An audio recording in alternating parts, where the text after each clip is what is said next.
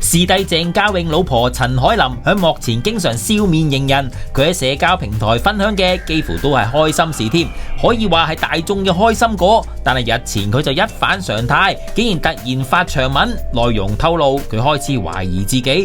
自己喺網路上面係咪展現到足夠嘅真實。雖然佢亦都好想保留一啲自我，但係佢又懷疑自己係咪展現得太過多快樂，人哋會唔會唔記得咗佢偶然亦都會感到悲傷嘅呢？佢亦都懷疑自己係咪應該繼續好似而家咁樣嘅做法，或者係咪應該要揾一種新嘅溝通方式，等佢自己可以喺粉絲面前更加脆弱。響佢感到越嚟越困惑嘅時候，阿 Grace 對於自己突然鬧情緒，亦都有安慰翻自己，對住情緒化嘅自己話，即使有懷疑自己嘅時候都唔緊要嘅，最緊要係希望自己能夠揾到答案，無論需要幾長嘅時間，無論需要邊個嚟幫自己都好。所以我都真心希望阿 Grace 可以早日離開困惑，繼續做翻開心果啦。